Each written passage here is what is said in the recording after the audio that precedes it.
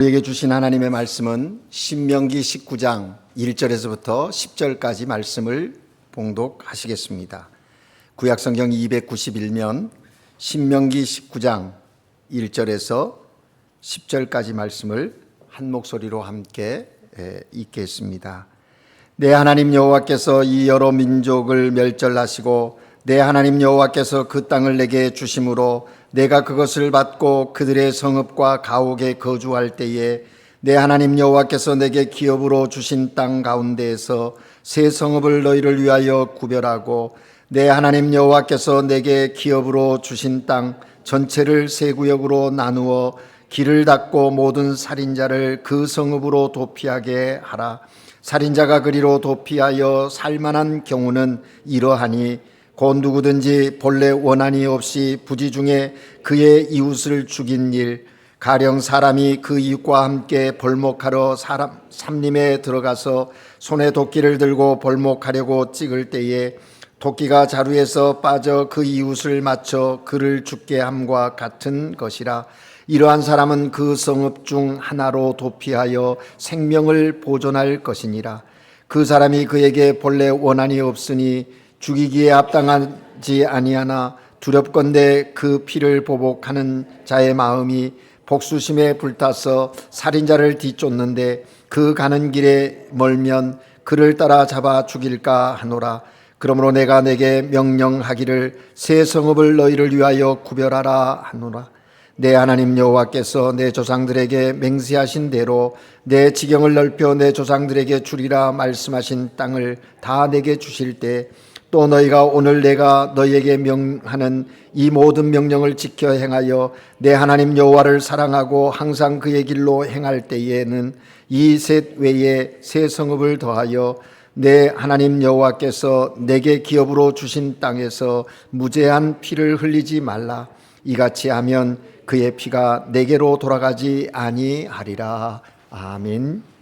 시온 찬양대가 하나님께 찬양 올립니다.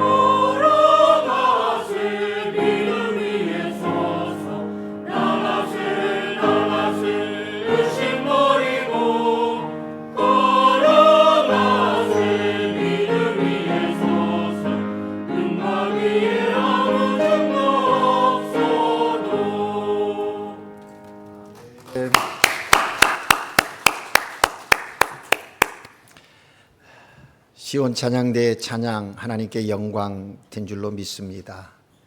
2025년 한 해 우리의 삶에 정말 믿음으로 나아가 하나님의 영광을 보고 또 삶 속에 베푸신 하나님의 놀라운 은혜들을 경험하며 승리하는 우리 한국교회 모든 성도님들 되시기를 주의 이름으로 축복합니다. 여러분, 우리 모두는 정의로운 사회를 꿈꿉니다. 사회를 보면서 왜 이렇게 이 모양으로 돌아가는가 안타까운 마음이 참 많이 있습니다. 정의로운 사회가 되면 행복해질 것이다 라고 생각을 하죠. 그런데요, 이 정의로운 사회에 대한 기준과 방법이 사람마다 다름을 느낄 때가 많습니다. 함께 대화를 해보면 내가 생각하는 정의로운 사회는 이런 것인데 저 사람이 생각하는 정의로운 사회에 다름을 느낄 때가 많지요. 그럴 때 갈등이 생기고 참 힘겨운 시간들을 보게 됩니다. 그래서 정의로운 사회를 이야기하지만 오히려 혼란스러움을 느낄 때가 많이 있는 것을 우리의 삶의 자리에서 보고 또 경험하고 있는 것이죠. 이러한 때에 우리 크리스찬들은 그럼 어떻게 해야 하는가? 누구의 정의가 진실된 정의인가? 정의로운 사회를 구현한다고 할 때 우리는 어디에 기준을 가지고 어떤 방법을 가지고 삶을 살아가야 할 것인가? 이게 우리들의 질문이고 문제이죠.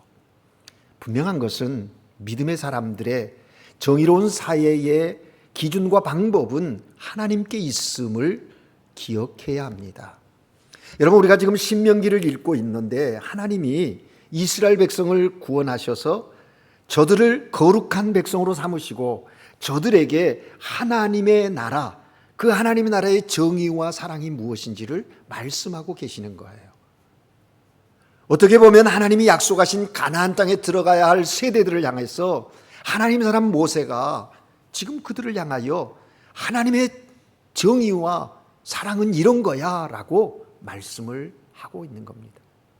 오늘 우리가 읽은 본문 말씀을 보면 특별히 하나님의 정의로운 사회는 또 이런 면이 있구나 하고 새롭게 깨달아 알게 되는 것이지요. 우리가 추구해야 할 정의로운 사회가 어떤 모습이어야 하는가, 그것을 알게 되는 것이죠.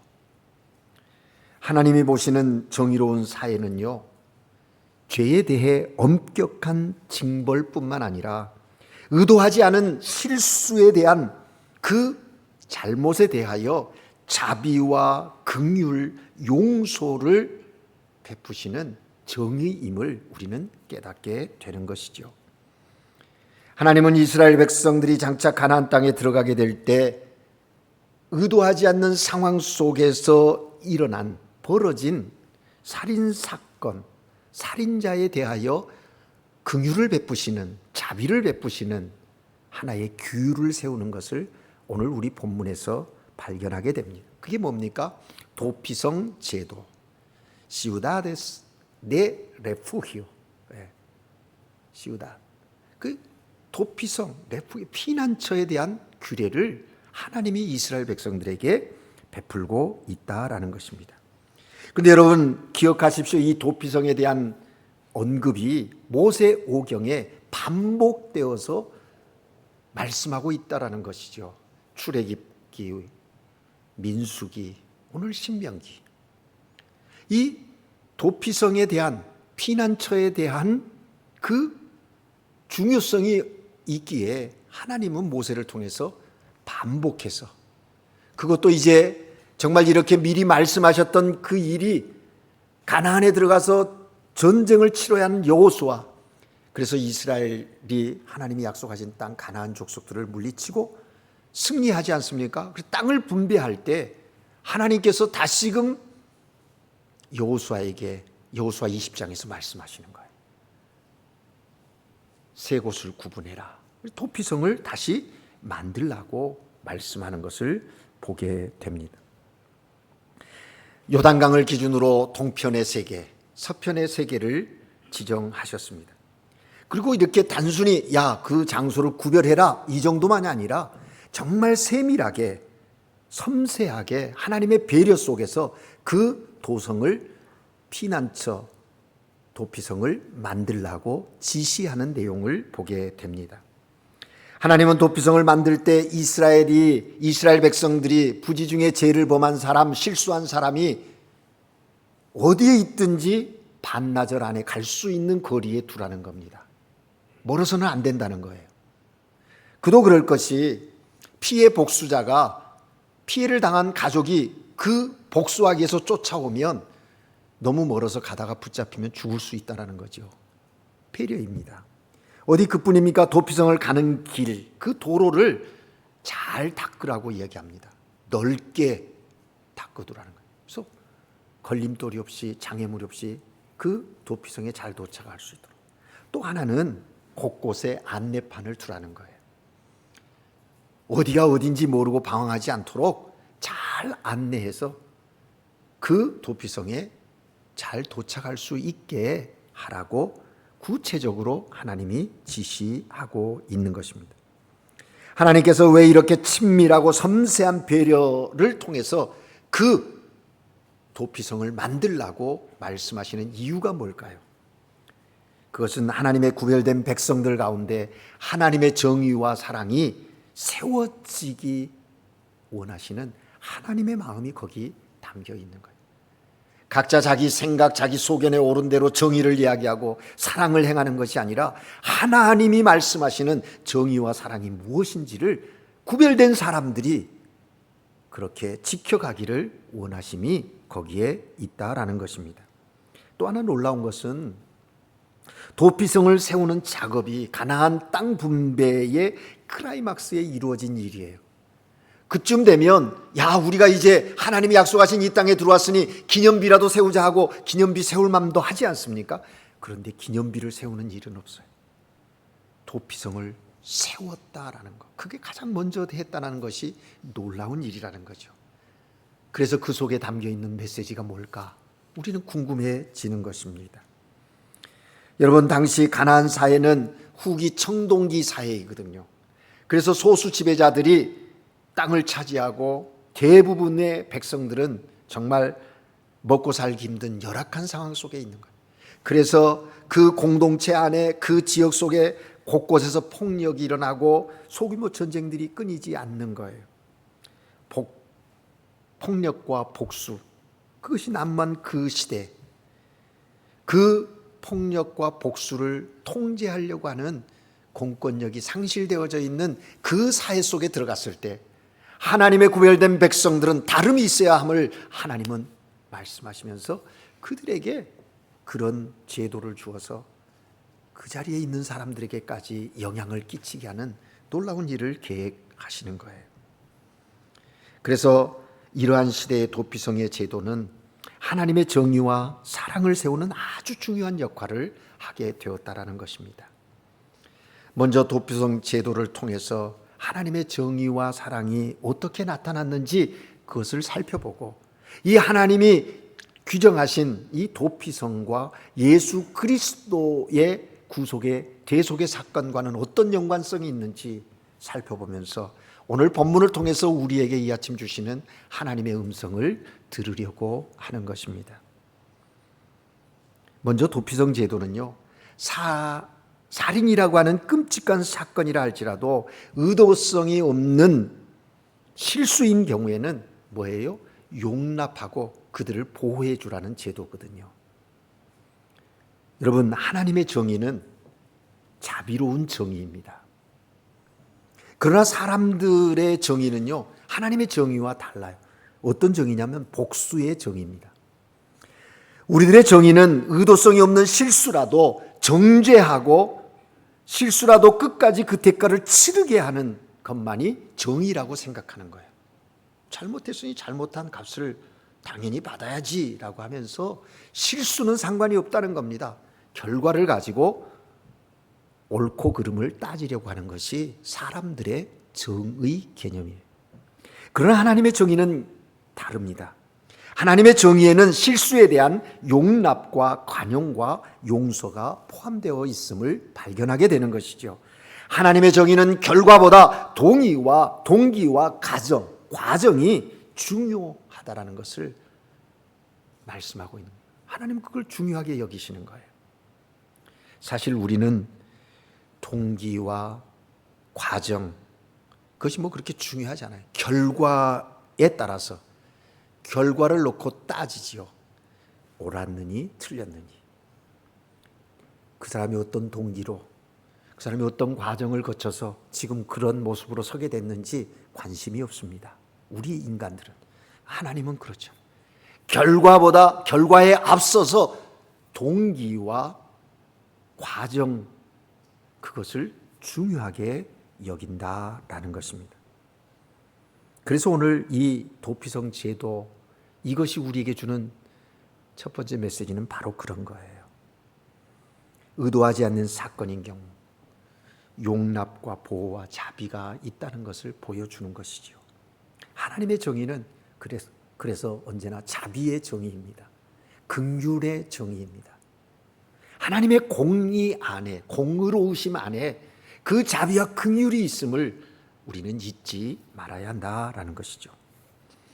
다음은 하나님이 도피성이라는 제도를 통해서 인간에게 있는 지나친 복수심을 제어하고자 하는 의도가 그 제도에 담겨 있다라는 것입니다.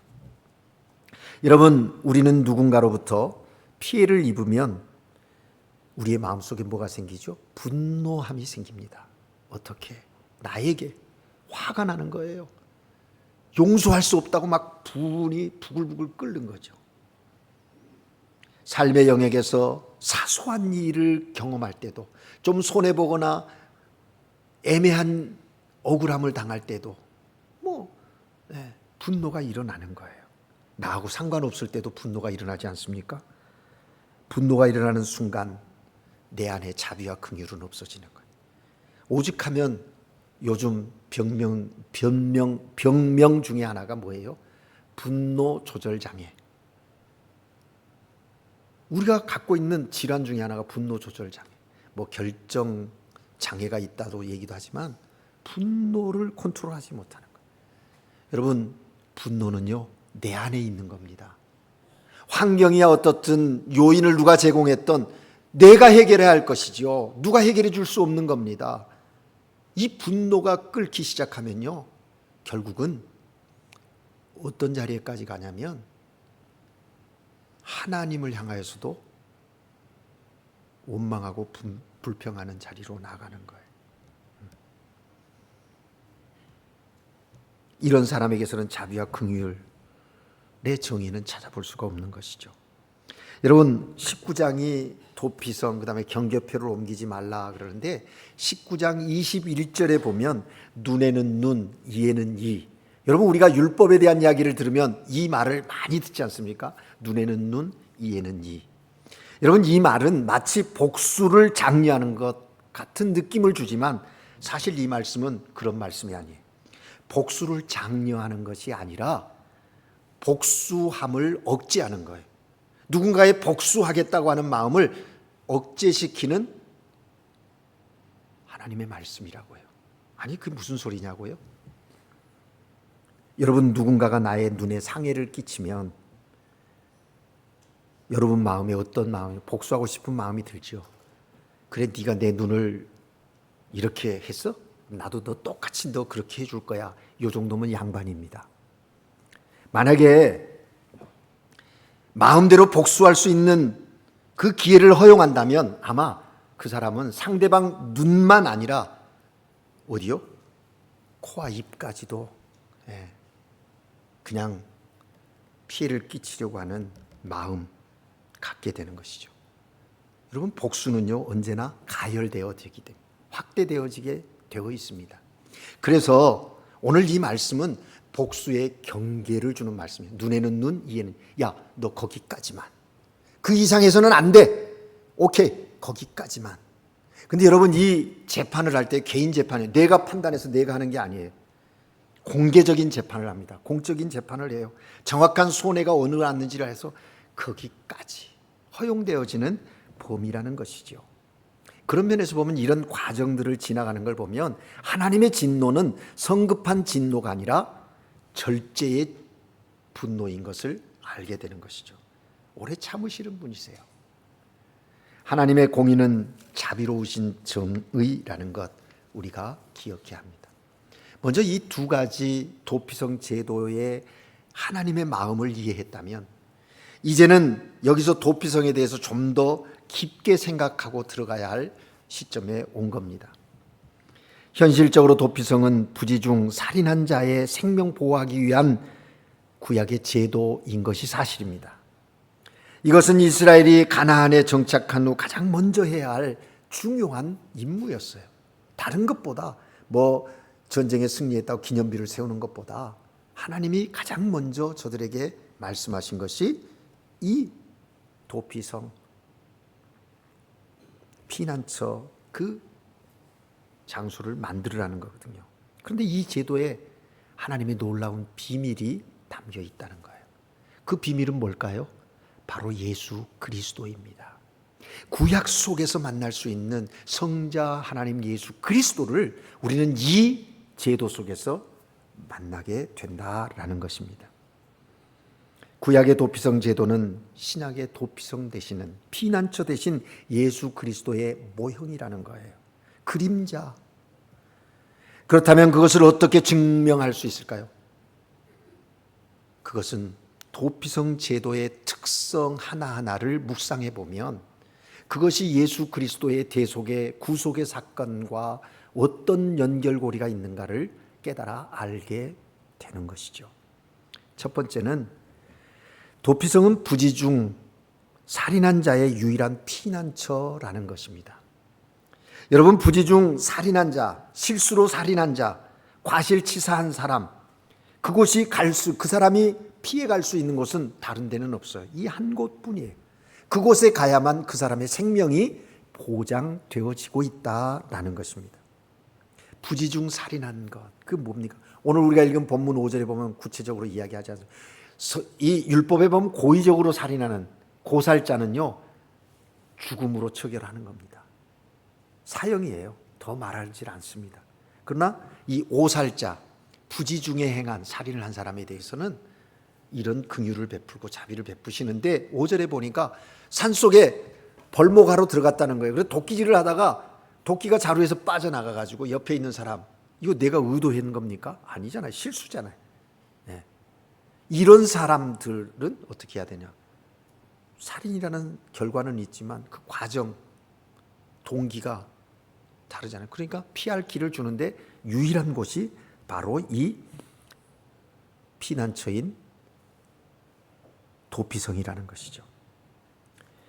거기 가야만 생명을 유지할 수 있습니다. 여러분, 구원도 마찬가지입니다. 신약 시대에 구원받을 수 있는 유일한 방법은 예수 그리스도뿐입니다. 그래서 사도들은 사도행전 4장 12절에서 다른 이로서는 구원받을 수 없나니 천하 사람 중에 구원받을 만한 다른 이름을 우리에게 주신 일이 없다. 하나님이 다른 길, 다른 사람 주지 않았다. 오직 예수 그리스도. 이게 도피성과 그리스도의 구속과 연결고리인 것을 보게 됩니다. 그렇습니다. 여러분, 예수 그리스도만이 모든 인생의 유일한 피난처가 되십니다. 구원자가 되십니다. 그런 차원에서 구약시대의 도피성 제도는 예수 그리스도만이 유일한 인생의 피난처라고 하는 메시지가 이미 거기 선포되어지고 있었다라는 것입니다. 두 번째로는 도피성은 어디서든지 속히 피할 수 있는 곳에 위치해야 된다. 반나절 안에 갈 수 있어야 한다는 거죠. 그리고 안내 표지를 설치해야 되고 길을 잘 닦아놔야 돼요. 도망가고 지금 피해가고 있는데 피난처를 향해 가고 있는데 길을 잃어버리면 어떻게 하겠습니까? 험한 길이면 반나절 더 걸리면 안 되잖아요. 그러니까 무슨 얘기입니까? 쉽고 편리하고 빠르게 피할 수 있도록 최대한의 조치를 취해놔라, 이 명령이죠. 오늘 우리의 참 도피성 되신 예수님께로 우리가 피해가는데도 어렵지 않습니다. 예수 믿고 구원받는데 수속이 복잡하지 않아요. 조건이 까다롭지도 않습니다. 예수님께서는 곤고한 우리 인생들을 향하여 부르시지 않습니까? 수고하고 무거운 짐 자들아 다 내게로 오라. 오라는 거예요. 오라는 거. 그 한마디입니다. 돈 없는 자도, 가난한 자도, 병든 자도 다 오라는 거예요. 너는 이래서 안 되고 너는 이러니까 되고 그런 조건이 없어요. 그냥 오라는 거예요. 예수님이 제자들을 부를 때도 그러지 않으셨습니까? 네. 오라는 거예요. 오아라 머물러라. 그게 주님의 부르심이었어요. 주님의 초청에 매 순간 응답하며 나가는 여러분 되시기를 바랍니다. 도피성은 유대인이나 이방인이나 나그네에게 차별이 없었다라고 하는 거예요. 그게 도피성의 특성이거든요. 여호수아 20장 9절에 보면 이스라엘 자손들뿐만 아니라 이스라엘 자손들의 가정에 있는 사람, 그 공동체의 거류민 나그네들까지도 부지 중에 이런 일이 벌어지면 여기 올 수 있다는 거예요. 누구든지 부지 중 살인한 자가 그리로 도망하여 그 회중 앞에서 설 때까지, 회중 앞에 설 때까지 죽지 아니하고 살리라 말하는 거예요. 여러분, 도피성의 혜택은요, 이스라엘 백성들에게만 국한된 것이 아니었다는 것이죠. 이것은 예수 그리스도의 구원이 모든 사람에게 열려 있다라는 메시지 아니겠습니까? 하나님은 모든 사람이 구원받기를 원하십니다. 모든 사람. 이스라엘만이 아니라 이방인들도, 나그네인들도 누구든지 그리스도 안에 들어오면 구원함에 이르는 겁니다. 그래서 예수님은 구원받은 우리에게 명령하십니다. 너희는 가서 모든 족속으로 제자를 삼아 아버지와 아들과 성령의 이름으로 세례를 주라. 모든 족속입니다. 우리가 선택할 것 아닙니다. 만나는 누구든지, 함께하게 하는 누구든지 우리는 전해야 돼요. 그래서 사도 바울은 로마서 10장 11절에서 이렇게 말해요.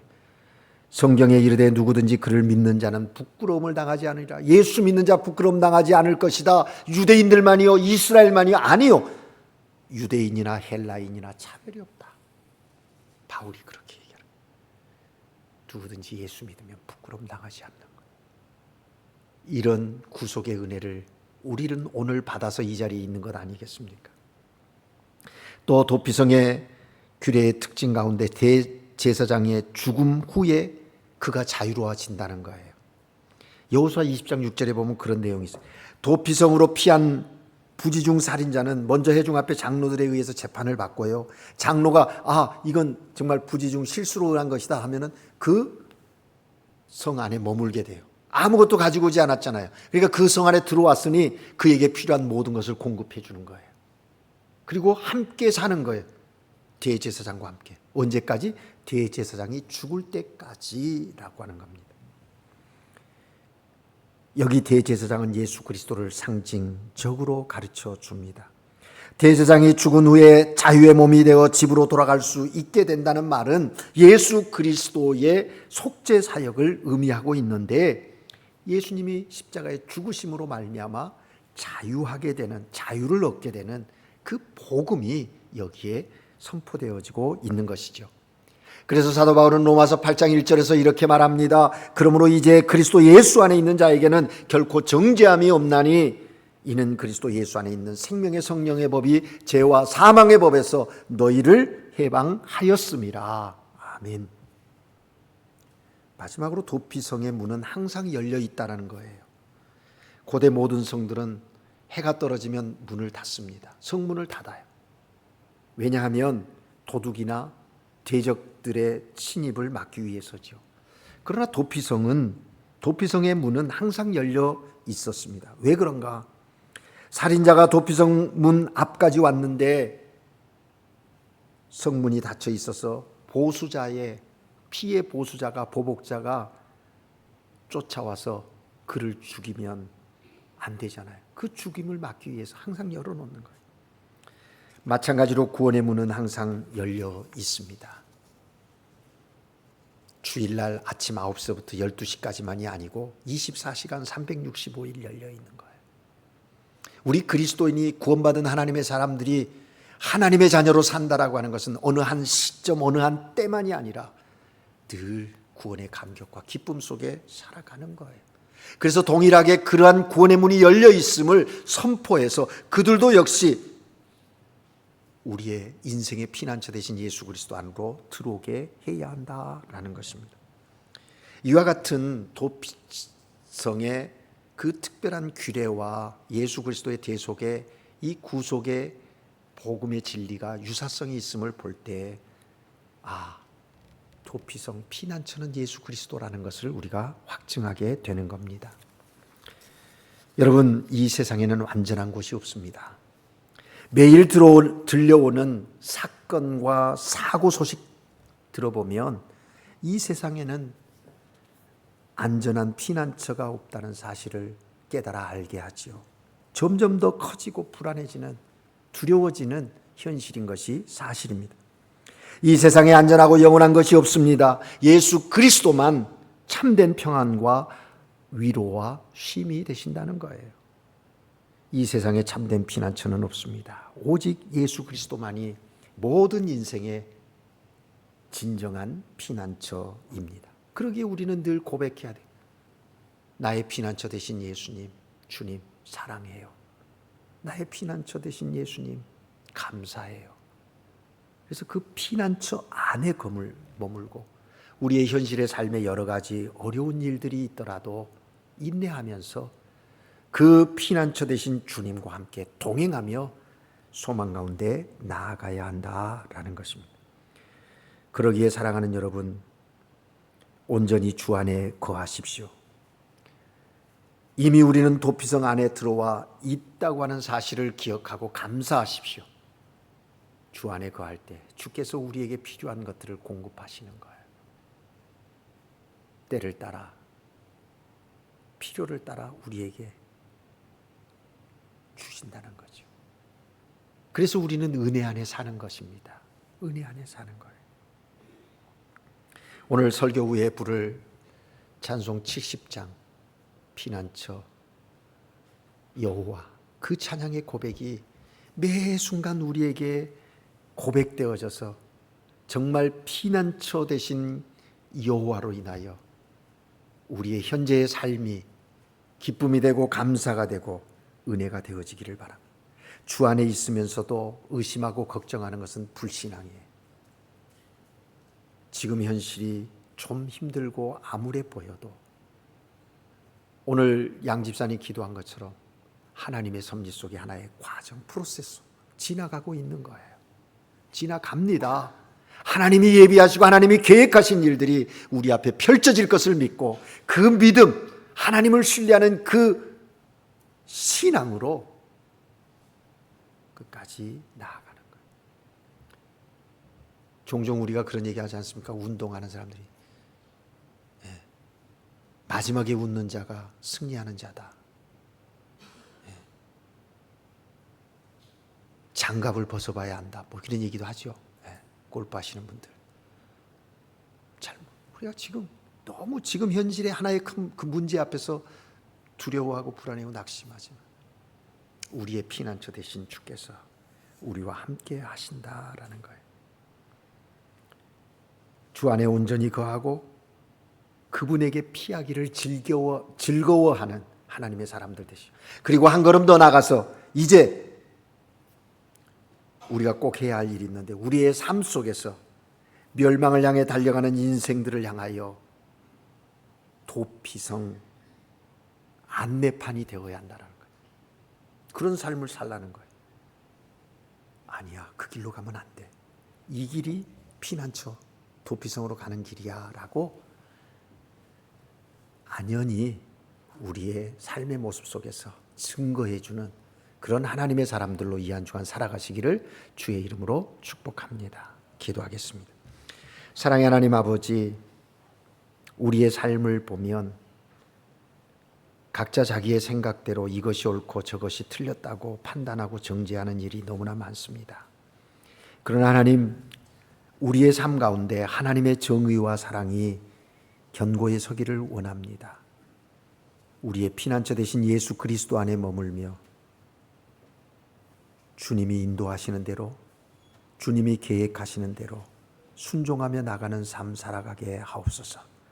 우리의 삶의 현실과 환경에 우리의 시선이 고정되지 않게 하시고 그것을 넘어서 일하시는 여호와 하나님, 그 하나님을 바라보고 믿음으로 나가는, 그래서 승리의 기쁨으로 하나님께 영광 돌리는 주의 거룩한 자녀들 다 되게 하여 주시옵소서.